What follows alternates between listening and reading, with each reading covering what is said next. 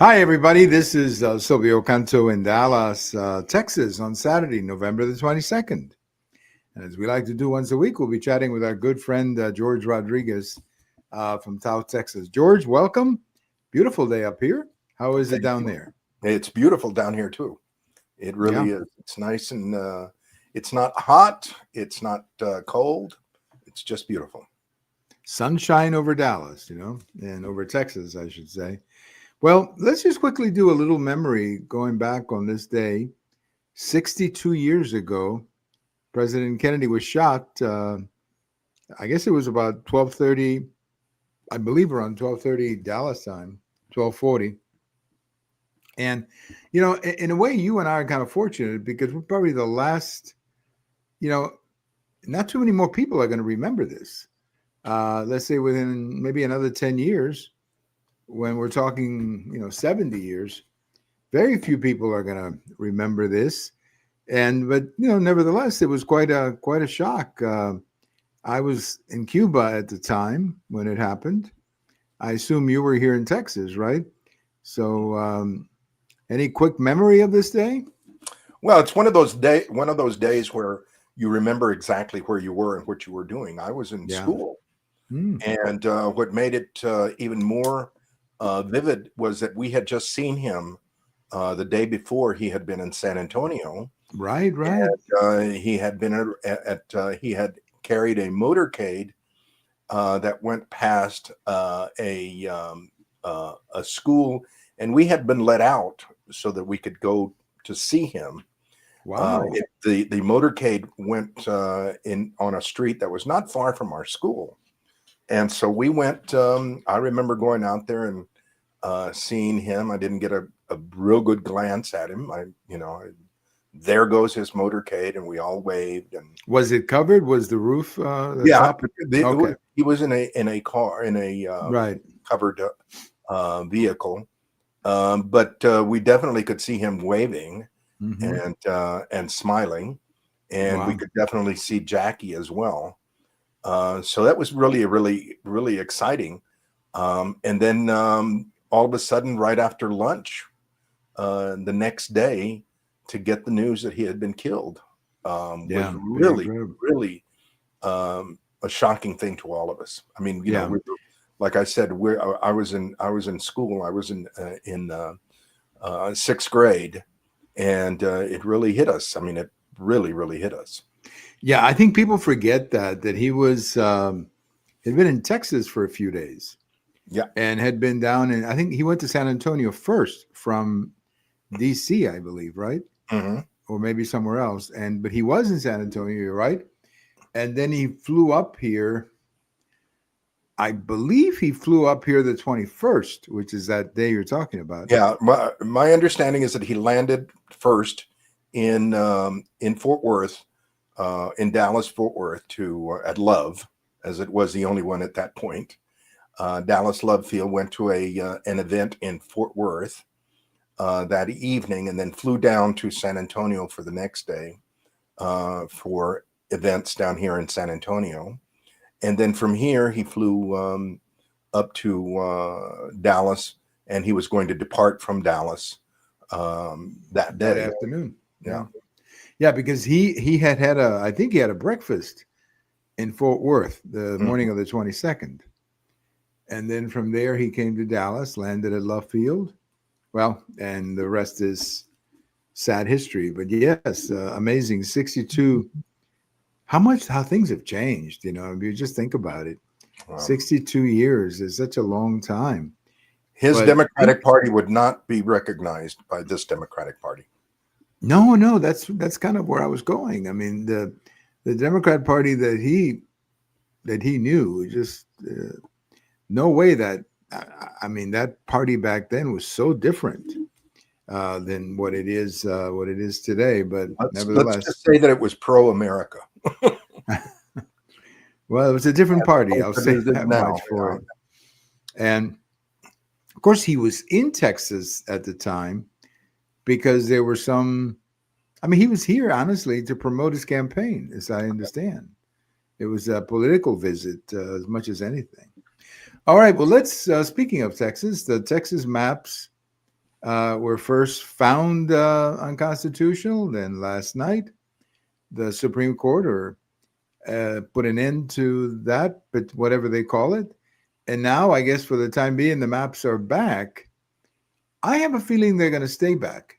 I think the Supreme Court is going to realize that that this is fine. There's nothing wrong with this map. The Democrats now will have to prove, or the critics of the map will have to prove that this map is racially motivated or gerrymandered, as they like to say. I think that was that point was well covered when the maps were drawn, because they probably knew this was coming. So I think they covered that particular point about the racial component quite a lot when they wrote, or when they did this map, George. Well, let me share with you a little bit of historical background based on my personal experiences. The situation, or should I say the case that they are bringing forward that has challenged this redrawing of the congressional map in Texas. The challenge is based on the 1975 Civil Rights Act, the Voting Rights Act. And the Voting Rights Act originated in 1965. Now, in 1965 to 1975, the act was expanded upon. In 1965, it was only for southern states, deep South states, and of the Confederacy specifically. And it was to protect specifically Black voters. In 1975, it was expanded to include minority, racial and ethnic minority voters, American Indians in the Southwest, Hispanics in Texas, in the West, in Miami, and in Puerto Ricans in New York. And when that happened, I remember clearly, I was an intern in Washington, D.C. in 1975, doing a thesis on civil rights politics. And I remember very clearly being in several meetings that included the Mexican American Legal Defense, the NAACP, the ACLU, the three big organizations. And the Black organizations were very, very upset that there was this expansion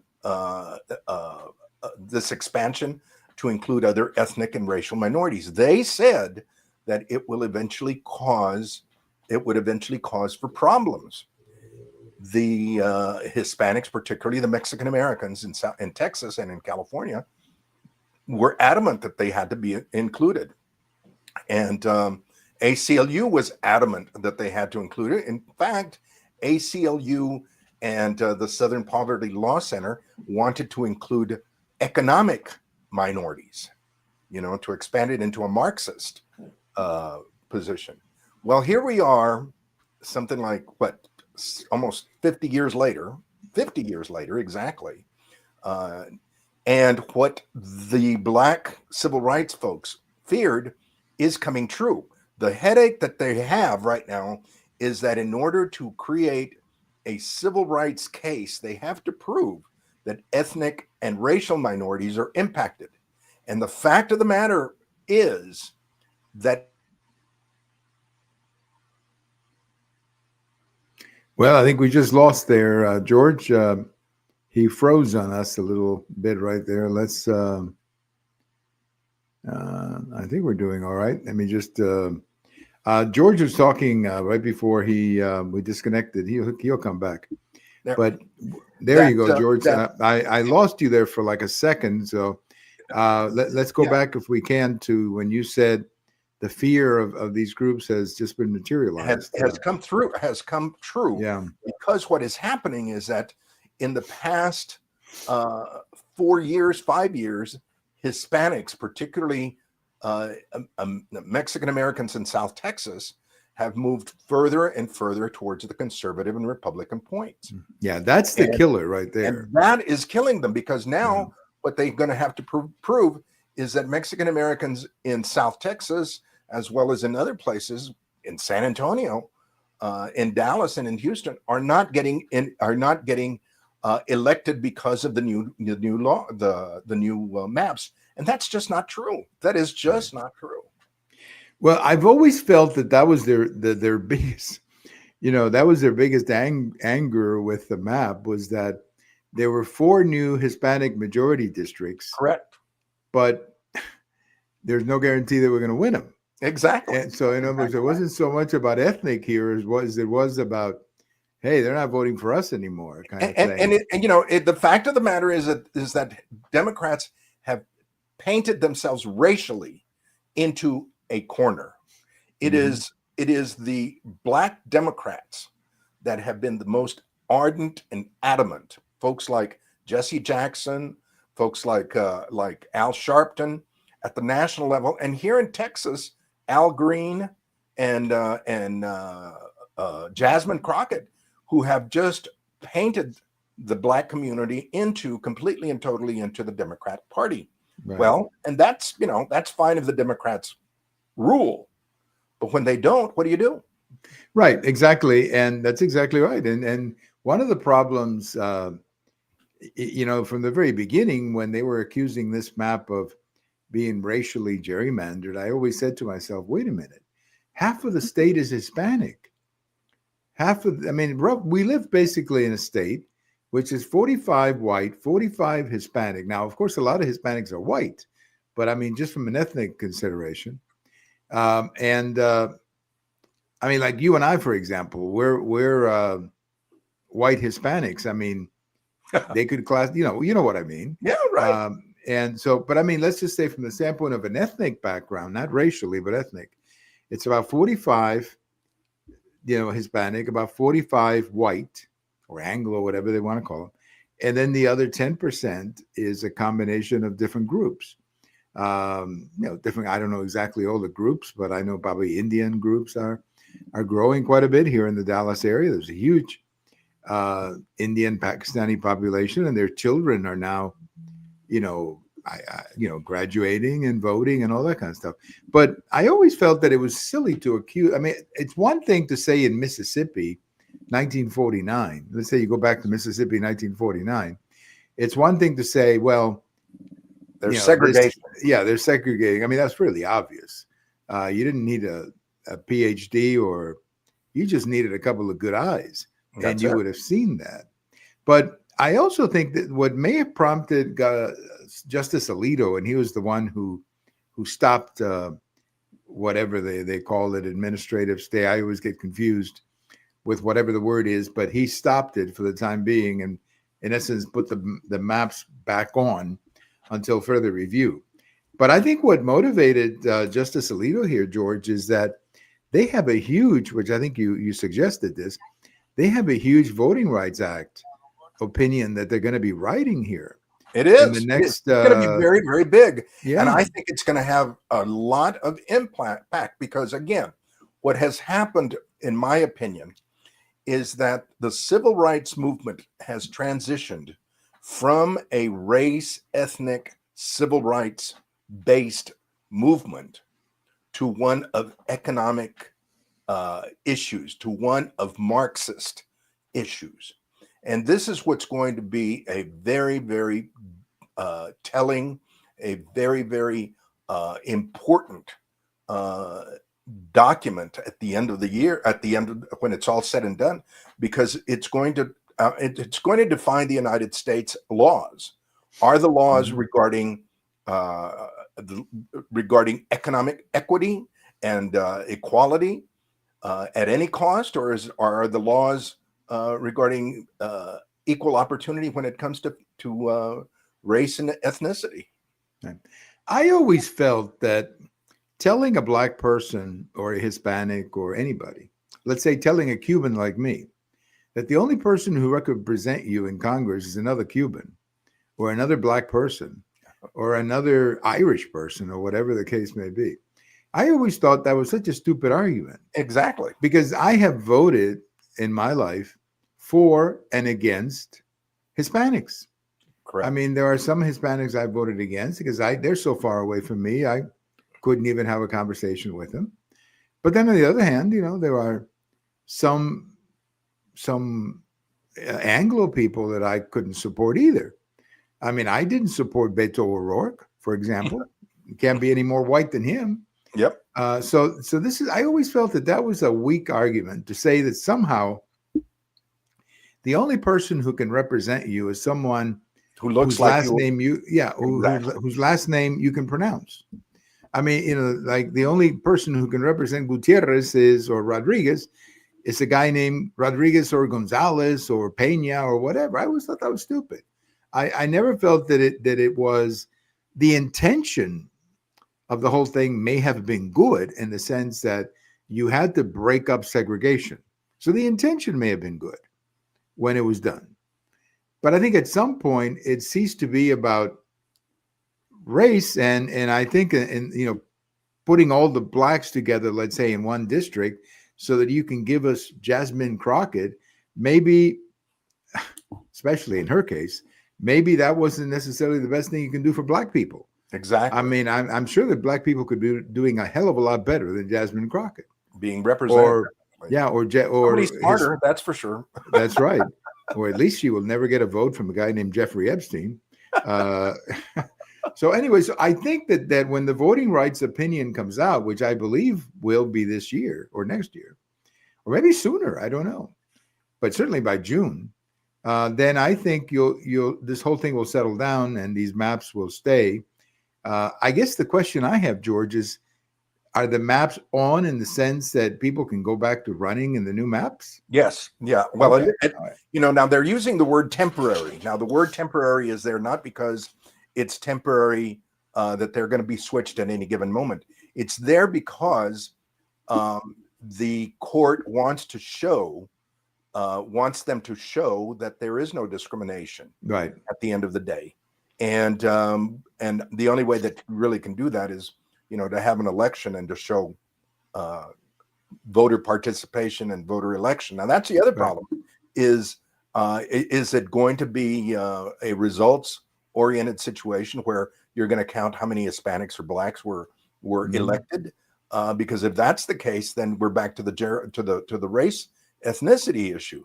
On the other hand, if it's participation, are there large numbers of Hispanics and blacks that still vote? Then it doesn't impact on it should not impact on the law on the plan.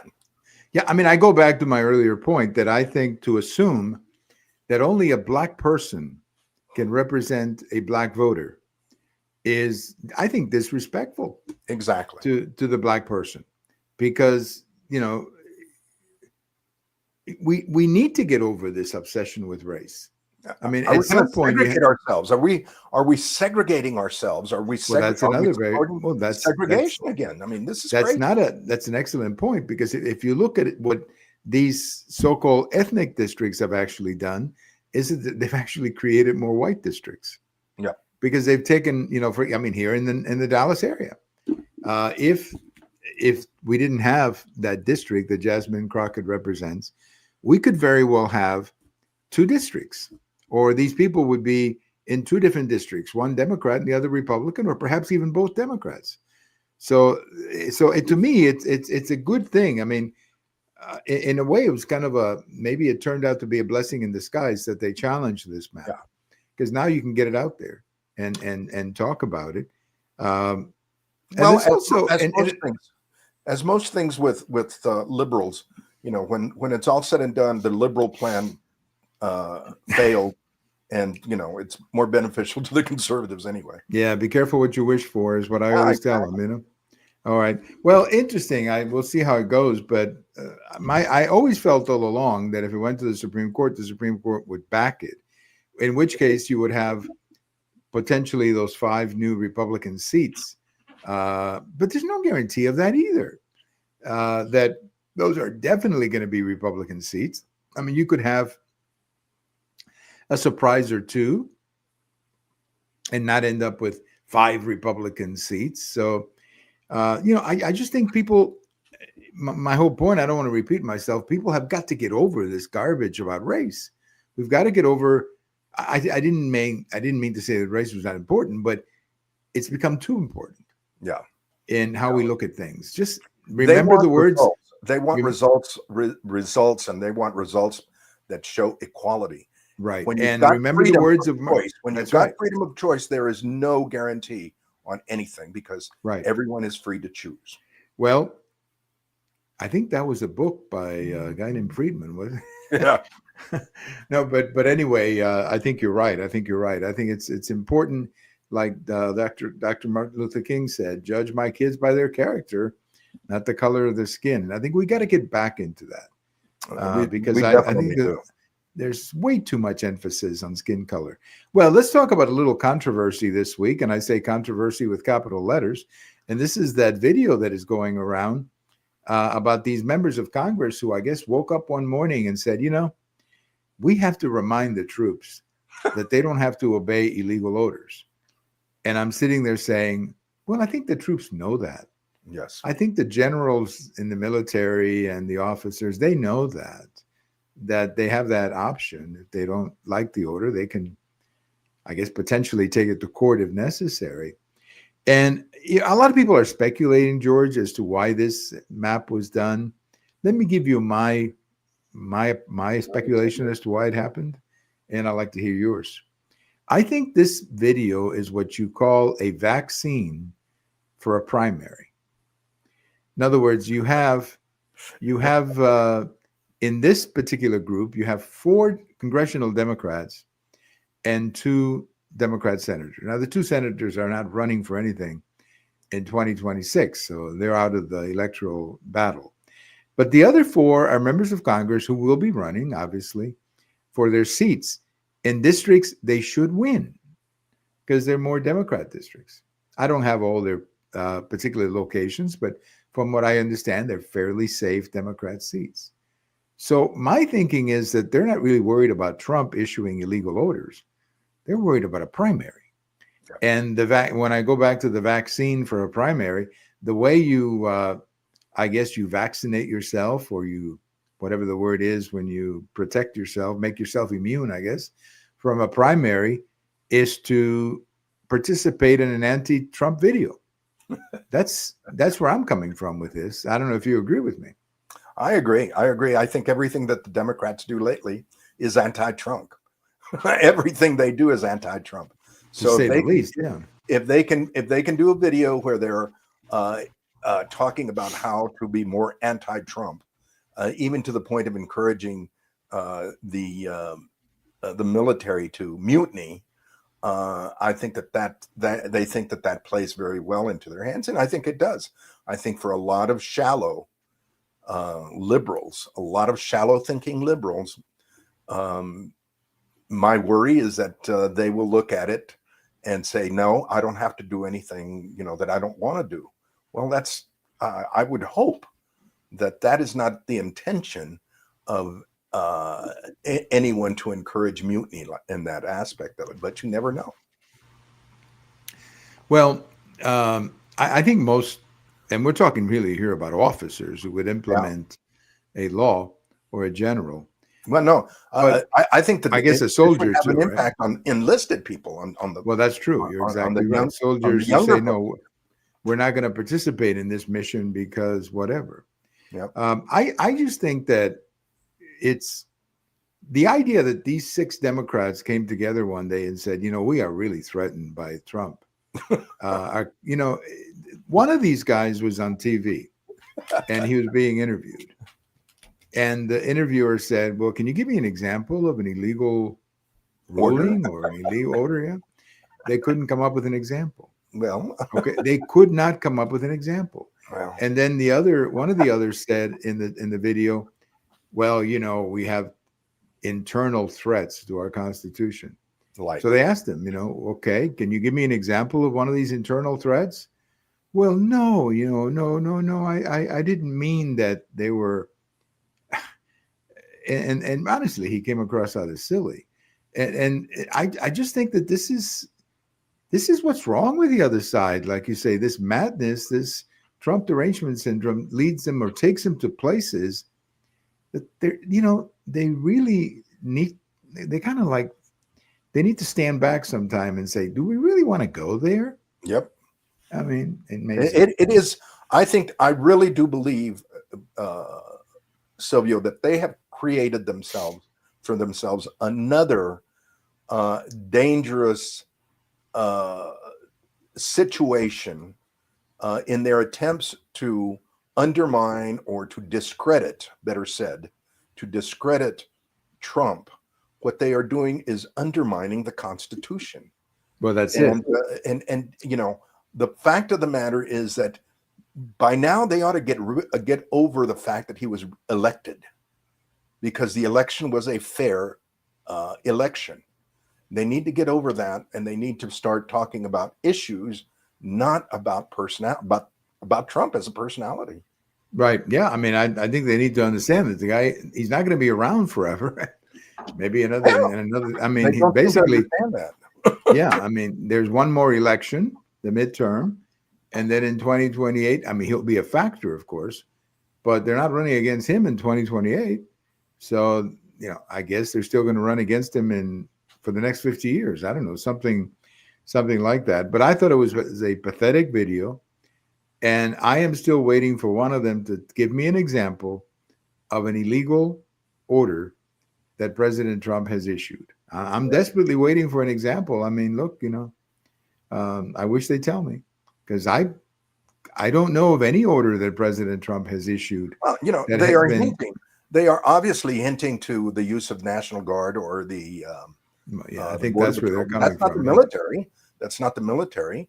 On the other hand, I think they're also referring to the attacks on the boats, on the dope boats that are coming, that have been sunk. I think that they are talking about that. But again, it's not like there is a set fact that or data that the military is sinking innocent bystanders. I mean, they're not. Right. No, they're not. And I think that, you make a very good point that they're probably talking about National Guard engagements or the boats. Well, if you're a member of Congress and you feel that President Trump is, issuing illegal orders or sinking these ships illegally, or as you say, killing civilians in these boats, like people who are sightseeing in the Caribbean Sea, and that these National Guard troops are going into cities and taking over cities or something like that. Well, if you feel that way, take the microphone on the House floor and call for impeachment. There's a process. Exactly. You can call for impeachment of the president. Heaven knows it's done that. Right. Well, that's been done before. And you can say, I am writing articles of impeachment and put it up for a vote. And it's not going to get anywhere, but at least you're being honest about it. But they want to have it both ways. They want to say that Trump is violating the law or issuing an illegal order when he's sinking one of these ships, like you're saying, one of these boats. But they don't really want to make it illegal, because they want to make sure that a Democrat president can do the same thing.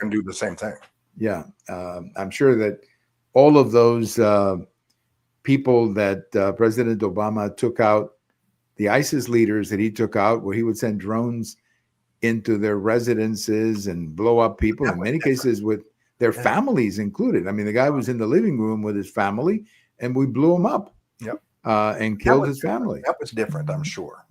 Well, of course, that was different, because that was President Obama, just like it was different when President Obama used ICE to deport 3 million people. Of course, it was different. Everything was different. Yeah. One more thing I wanted to bring up, George, before we run out of time, and that is this water dispute with Mexico. I would have thought by now they would have settled this thing, but it seems to be getting more and more difficult. I think it was Senator Cruz and I believe Governor Abbott who came out and harsh words against maybe not Mexico. Well, maybe it is Mexico they were talking about. And how is this thing going to get settled? Because the governor said that Mexico is violating the rules and that Texas farmers are being cheated of water. So how do you think this thing's going to come down, George? Well, I mean, that's a good question. I mean, I am not sure because all of this has gotten worse because our drought has gotten worse. Right, right. And the drought that we have been facing in South and West Texas is the same weather that is impacting northern Mexico. And so that situation, unless we have some major spells of water, of rain, it's going to continue. It's going to continue. The other thing is that this morning I heard discussions on Univision about how Mexico is appealing to the UN because of climate change caused by the United States. And based on that justification, they feel that they should be able to keep more water. So while Mexico is playing politics and does not want to honor the treaty, I am not sure how this is going to happen or continue. The violations are substantial, and they are impacting on the U.S. On Texas in many ways. Not only are our farmers getting less water to use, they're getting more polluted water. Right. And that's, I'm not sure how this is all going to end, but yeah, I'm not sure either. But what would be where would they get if it doesn't rain normally? Where would the water come from? I mean, there's no river there that they can rely on, or a lake. I mean, it is kind of rough.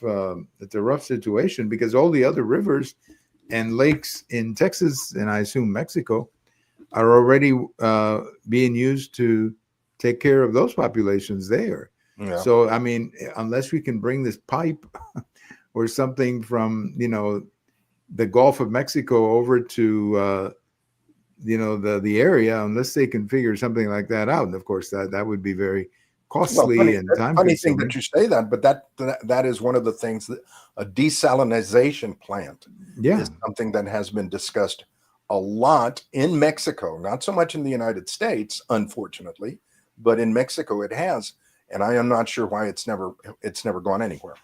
Yeah, I mean, you would think that. I mean, this is not a new problem. No, this treaty goes back to 1944, and I'm sure there have been droughts between 1944 and now, so I'm sure they've dealt with it before. Well, George, the next time we talk, you would have had many tamales for Thanksgiving, so that's a fun part. I was telling somebody about this. That is a fun part of Thanksgiving in San Antonio or in South Texas, and that is the number of tamales, good ones too, that people make and consume. So I'm not going to have any tamales on Thursday, George. So I'm going to envy you. You're going to have to buy me some and send me some up here because they are good, those tamales that they make. Yeah, and this morning we already started eating some. So, And I think isn't there a tamale festival too that you have? Yeah, there is the San Antonio challenges. Right. Communities in South Texas, and as to who has, well, even in Houston, as to who has the best, and there's an annual contest as to who's got the best tamales. Well, I am going to put in my vote without checking out the other side or the other candidate. I'm going to put in my vote for South Texas. Yep. Because I think you guys, you got the best ones. Yeah. You got the best tamales that I've ever had. There was a lady from San Antonio or South Texas who used to go to our church, and she told me about it. In fact, one time she made some with that San Antonio, South Texas style. They were very good. They were very good. I mean, I said to this lady, this is the best tamale I've ever had, including the one that my mother made. Of course, I didn't say that publicly, but my Cuban tamales are a little different than the Mexican tamales. I mean, very different. Well, not very, very big different, but you can taste the difference. And I always thought Cuban tamales were the top of the line until, well, not until, but when I tried the San Antonio, South Texas tamales, I said, God, these guys are a close second, maybe even a tie.